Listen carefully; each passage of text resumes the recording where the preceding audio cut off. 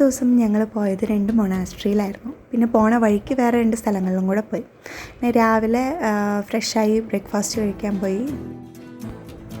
തൈരും അച്ചാറും അവരുടെ മെയിനായിട്ടുള്ള 2 ഭക്ഷണങ്ങളാണ്. കാരണം ഞങ്ങൾ എല്ലാ ദിവസവും എല്ലാ സ്ഥലത്ത് പോയപ്പോഴും അത് മസ്റ്റായിട്ട് അവർക്ക് ബ്രേക്ക്ഫാസ്റ്റിലുണ്ടായിരുന്നു.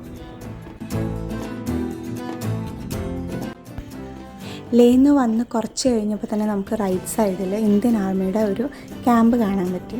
ആ ക്യാമ്പിൽ നിന്ന് കുറച്ച് കഴിഞ്ഞപ്പോൾ തന്നെയാണ് ഇവർ ഓൺ ചെയ്യണ ഒരു ഹോൾ ഓഫ് ഫെയിം എന്ന് പറഞ്ഞിട്ടുള്ള മ്യൂസിയം കണ്ടത്. അപ്പോൾ ഞങ്ങളവിടെ ഇറങ്ങി.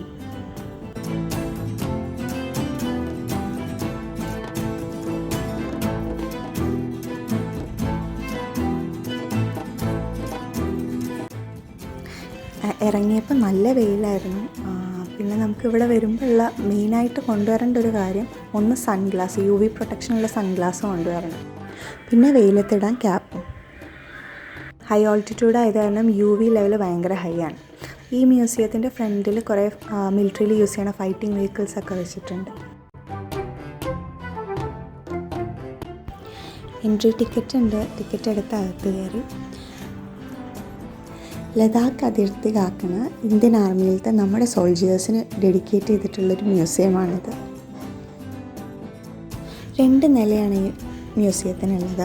മുകളിലത്തെ നിലയിൽ കാർഗിൽ വാർ നടന്ന സമയത്ത് നമ്മുടെ ആർമി യൂസ് ചെയ്തിട്ടുള്ള വെപ്പൺസും പിടിച്ചെടുത്തിട്ടുള്ള വെപ്പൺസൊക്കെ അവിടെ വെച്ചിട്ടുണ്ട്. താഴത്തെ ഫ്ലോറിലേക്ക് വരികയാണെന്നുണ്ടെങ്കിൽ കാർഗിൽ വാറിൻ്റെ പിക്ചേഴ്സ് വെച്ചിട്ടുണ്ട്.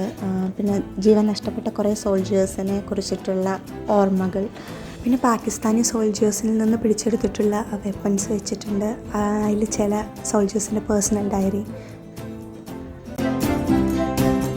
പിന്നെ അതേ ഫ്ലോറിൽ തന്നെ സിയാച്ചിൻ റീജിയനിലുള്ള നമ്മുടെ സോൾജിയേഴ്സ് അവർ യൂസ് ചെയ്യുന്ന ഡ്രസ്സ്, അവരവിടെ സർവൈവ് ചെയ്യാനായിട്ടുള്ള കുറേ ട്രെയിനിങ്, അതിൻ്റെയൊക്കെ പിക്ചേഴ്സ് വെച്ചിട്ടുണ്ട്. ലഡാക്കി കൾച്ചറിനെ റെപ്രസെൻ്റ് ചെയ്യണ കുറേ ഡീറ്റെയിൽസും ഈ ഫ്ലോറിൽ തന്നെയാണുള്ളത്. ഈസ്റ്റേൺ ആൻഡ് വെസ്റ്റേൺ ലഡാക്കിൽ യൂസ് ചെയ്യുന്ന ഡ്രസ്സ്, അതായത് കോമൺ ആയിട്ടുള്ള ആൾ യൂസ് ചെയ്യുന്ന ഡ്രസ്സ്, ഒരു വാരിയർ യൂസ് ചെയ്യുന്ന ഡ്രസ്സ്, അങ്ങനത്തെ ഡീറ്റെയിൽസൊക്കെ ഇവിടെയുണ്ട്. പിന്നെ ഗ്രൗണ്ട് ഫ്ലോറിൽ ദ ലാസ്റ്റ് പോസ്റ്റ് എന്ന് പറഞ്ഞിട്ടൊരു ടൈറ്റിൽ ചെയ്തൊരു ഡോക്യുമെൻ്റ് അവിടെ വെച്ചിട്ടുണ്ട്. ഒരു ലെറ്ററാണത്. ഈ ലെറ്റർ എഴുതിയത് ക്യാപ്റ്റൻ വിജയൻ താപ്പർ. അതായത് യുദ്ധം നടക്കുന്നതിന് മുന്നേ അച്ഛനമ്മമാർക്ക് എഴുതിയൊരു കത്താണ് അത്. ആ ഒറിജിനൽ ലെറ്ററാണ് അവിടെ ഫ്രെയിം ചെയ്ത് വെച്ചിരിക്കുന്നത്. അത് വായിക്കുമ്പോൾ ശരിക്കും നമുക്ക് നല്ല വിഷമമാവും. അവിടുന്ന് ഞങ്ങൾ ഇറങ്ങി മൊണാസ്ട്രി പോണ വഴിക്ക് ഈ സ്ഥലത്താണ് ഇത്ര ഐസ് ഹോക്കി കോമ്പറ്റീഷൻ നടത്താറുള്ളത്. വിൻ്റർ ആകുമ്പോൾ ഇത് ഐസാവും. ഇവിടെയാണ് ഐസ് ഹോക്കി നടത്താറുള്ളതെന്ന് ഞങ്ങളുടെ ഡ്രൈവർ ചേട്ടൻ പറഞ്ഞു തന്നു.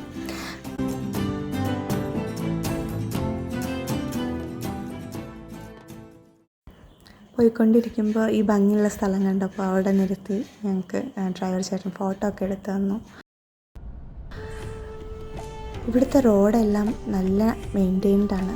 ബോർഡർ റോഡ് ഓർഗനൈസേഷനാണ് ഇവിടുത്തെ റോഡെല്ലാം മെയിൻറ്റെയിൻ ചെയ്യണത്. എല്ലാവിടെയും നല്ല റോഡ് തന്നെയാണ്. ചില സ്ഥലങ്ങളിൽ മാത്രമേ മോശം റോഡുള്ളൂ. അതായത് ഹൈ ഓൾട്ടിറ്റ്യൂഡിലേക്ക് പിന്നെയും പോകുമ്പോഴേ മോശം റോഡുള്ളൂ.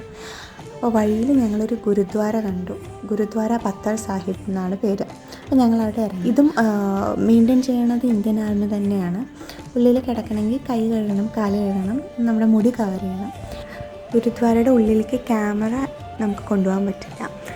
ഉള്ളിൽ പ്രാർത്ഥിക്കുന്നത് ഒരു കല്ലിനെയാണ്. ഈ കല്ലിനൊരു ഐതിഹ്യമുണ്ട്. ഗുരു നാനാക്ക് ജി അദ്ദേഹത്തിൻ്റെ കുറേ യാത്രകൾ നടത്തിയതിൽ 2ാമത്തെ യാത്രയിലാണ് ലഡാക്കിൽ വന്നത്. അപ്പോൾ ആ വന്ന സമയത്ത് ഈ ഓപ്പോസിറ്റുള്ള ഹില്ലിൽ ഇവിടുത്തെ ആൾക്കാരെ ബുദ്ധിമുട്ടിക്കുന്ന ഒരു ഡീമൻ ഉണ്ടായിരുന്നു എന്നും ഗുരുജി പ്രാർത്ഥിച്ചുകൊണ്ടിരുന്നപ്പോൾ ഈ ഡീമൻ ഒരു വലിയ കല്ലെടുത്തിട്ട് അദ്ദേഹത്തിൻ്റെ മേലിലെറിഞ്ഞു. പക്ഷേ പ്രാർത്ഥന തടസ്സപ്പെട്ടില്ല. ആ മേലിൽ തട്ടിയപ്പോൾ തന്നെ ഈ കല്ല് വാക്സായി എന്നുള്ളതാണ് ഐതിഹ്യം. അതുകൊണ്ടാണ് ഗുരുദ്വാരയ്ക്ക് ഗുരുദ്വാര പത്തൽ സാഹിബ് എന്ന് പേര് വന്നത്. പിന്നെ ഞങ്ങൾ യാത്ര തുടർന്നു. അപ്പോഴാണ് ഒരു ഇൻട്രസ്റ്റിംഗ് ആയിട്ടുള്ളൊരു സ്ഥലം കണ്ടത്. മാഗ്നറ്റിക് ഹിൽ എന്നാണ് ഈ സ്പോട്ടിൻ്റെ പേര്. ഇവിടെ ആൻറ്റി ഗ്രാവിറ്റി സ്പോട്ട് ആണ് ഇതെന്നാണ് എഴുതി വെച്ചിരിക്കുന്നത്. അതായത് അവിടെ ഒരു സ്ക്വയർ ബോക്സ് മാർക്ക് ചെയ്തിട്ടുണ്ട്. അവിടെ നമ്മുടെ വണ്ടി നിർത്തിയിട്ട് കഴിഞ്ഞ് കഴിഞ്ഞാൽ വണ്ടി തന്നെ കയറ്റം കയറും. അല്ലെങ്കിൽ എന്ത് ഒബ്ജക്ട്സ് വെച്ചാൽ അത് തന്നെ കയറ്റം കയറും. അത് ഗ്രാവിറ്റിക്ക് എതിരായിട്ടാണ് ഇവിടെ നടക്കണമെന്നാണ് പറയണത്. പക്ഷേ ഞങ്ങൾ ഗൂഗിൾ ചെയ്തപ്പോഴാണ് മനസ്സിലായത് അതൊരു ഒപ്റ്റിക്കൽ ഇല്യൂഷനാണ്. അത് കയറ്റം പോലെ, അത് ശരിക്കും ഒരു ഇറക്കം തന്നെയാണ്. പിന്നെ ഞങ്ങൾ യാത്ര തുടർന്നു. കുറച്ചും കൂടെ മുന്നോട്ട് പോയപ്പോൾ ലെഫ്റ്റ് സൈഡിലായിട്ട് നമുക്ക് റിവർ ഇൻഡസിൻ്റെയും റിവർ സംസ്കാറിൻ്റെയും സംഗമം 2 കളേഴ്സിൽ തന്നെ നമുക്ക് കാണാൻ പറ്റും. അത് നല്ല ഭംഗിയാണ്. അപ്പോൾ ഞങ്ങൾ അവിടെയും നിർത്തി ഫോട്ടോ എടുത്തു. കുറച്ച് ദൂരം അങ്ങോട്ട് പോയപ്പോൾ ഞങ്ങളൊരു ചെറിയൊരു ദേവീക്ഷേത്രം കണ്ടു. ഇതുപോലെയുള്ള സ്റ്റൂപ്പാസ് റോഡിൽ കുറേ സ്ഥലത്ത് കണ്ടു. അവിടെ മുഴുവൻ അവിടുത്തെ നിയമം അനുസരിച്ചിട്ട് ക്ലോക്ക് വൈസ് മാത്രമേ വണ്ടി ടേൺ ചെയ്യാൻ പാടുള്ളൂ. ഞങ്ങൾക്ക് പോകേണ്ട ആദ്യത്തെ സ്ഥലമായിട്ടുള്ള ലിക്കിർ മൊണാസ്ട്രി ഞങ്ങൾക്ക് റോഡിൽ നിന്ന് തന്നെ കാണാമായിരുന്നു.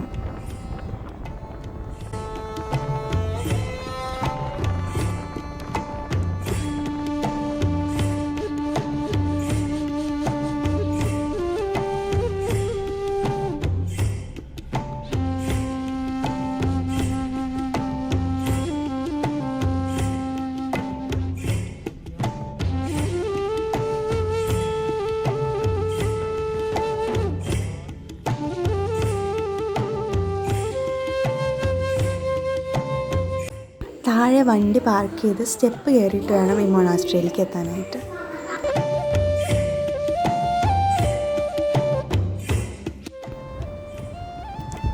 എഴുപത്തഞ്ച് അടിയുള്ള മൈത്രേയ ബുദ്ധയുടെ സ്റ്റാച്ചു ആണ് ഇവിടുത്തെ മെയിൻ അട്രാക്ഷൻ.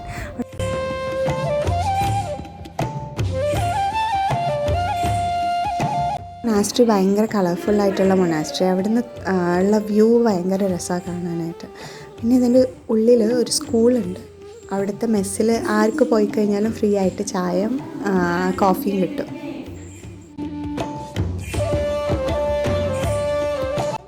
ഈ ഇടനാഴിയിലൂടെ പോയാലാണ് നമുക്ക് മൊണാസ്ട്രിയുടെ അകത്തെത്താൻ പറ്റുള്ളൂ. ഈ ഇടനാഴിയിൽ കൂടെ നടക്കാൻ നല്ല രസമാണ്. ഭയങ്കര തണുപ്പായിരുന്നു. ഈ മൊണാസ്ട്രിയിൽ 2 അസംബ്ലി ഹാൾസാണുള്ളത്. ഈ അസംബ്ലി ഹാൾസിന് പറയുന്ന പേര് ദുഃഖാങ്സ് എന്നാണ്. ഈ കോർട്ട്യാർഡിൻ്റെ ലെഫ്റ്റിലും റൈറ്റിലും ഓരോ അസംബ്ലി ഹാൾസാണുള്ളത്.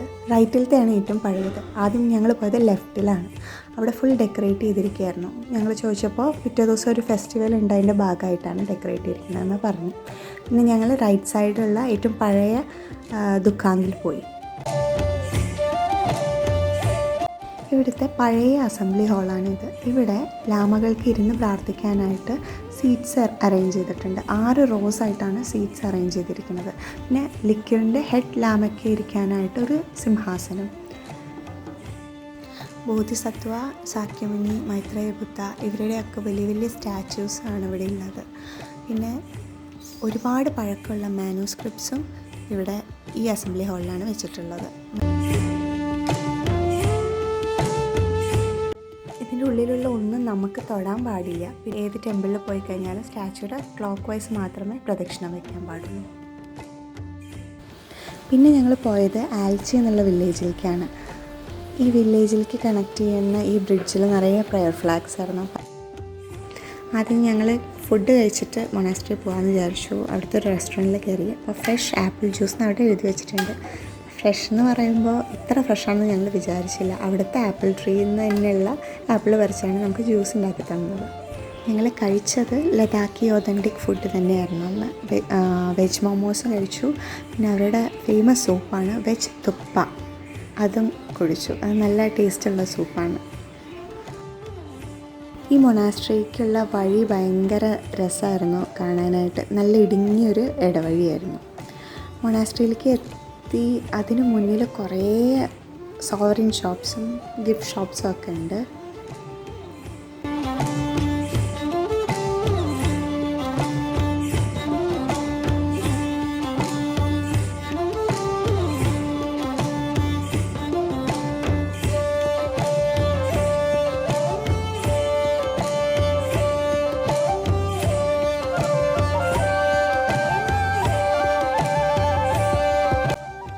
മൊണാസ്ട്രിയിലേക്ക് പോകുന്ന വഴിയിൽ നിന്ന് കുറേ പ്രെയർ വീൽസ് ഉണ്ട്. ഈ പ്രെയർ വീൽസ് എല്ലാം ക്ലോക്ക് വൈസ് മാത്രമേ കിടക്കാൻ പാടുള്ളൂ. അതവിടെ എഴുതി വെച്ചിട്ടുണ്ട്. ഈ മൊണാസ്ട്രിയുടെ ഉള്ളിലേക്ക് ക്യാമറ അലൗഡ് അല്ലായിരുന്നു. കയറുമ്പോൾ തന്നെ നമ്മുടെ ബാഗും പേഴ്സും ഫോൺ എല്ലാം ലോക്കറിൽ വെക്കണം.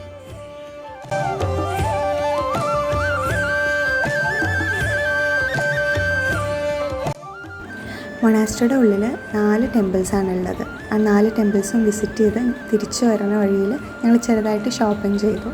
പ്രെയർ ഫ്ലാഗ്സ് വാങ്ങിച്ചു. അതിലെന്താ എഴുതിയിരിക്കണമെന്ന് ചോദിച്ചപ്പോൾ അമ്മമ്മ പറഞ്ഞു തന്നു, ഓം മണി പത്മേ ഹം എന്നാണ്.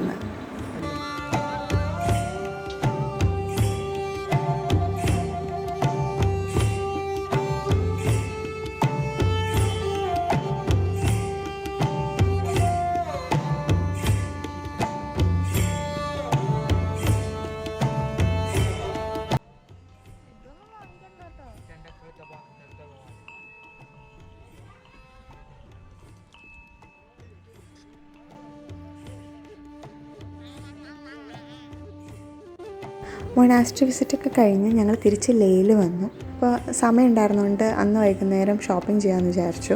ലേ മാർക്കറ്റിൽ ഇറങ്ങി ഞങ്ങൾ. ഡ്രൈവർ ചേട്ടൻ പോയി. പിറ്റേ ദിവസം രാവിലെ നേരത്തെ വരാൻ പറഞ്ഞിട്ടാണ് ചേട്ടൻ പോയത്.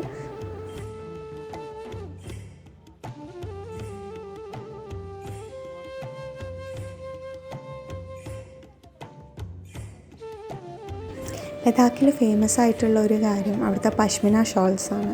അവിടെ 2 ക്വാളിറ്റി ഷോൾസ് ഉണ്ടെന്നാണ് പറഞ്ഞത്. ഒന്ന് ലഡാക്കി പഷ്മിന ഗോഡ്സിൽ നിന്ന് ഉണ്ടാക്കുന്ന ഫസ്റ്റ് ക്വാളിറ്റി പഷ്മിന സിൽക്കും, പിന്നെ കശ്മീരിൽ നിന്ന് അവർ കൊണ്ടുവരുന്ന പഷ്മിന സിൽക്കും, അത് സെക്കൻഡ് ക്വാളിറ്റി ആണെന്നാണ് പറഞ്ഞത്.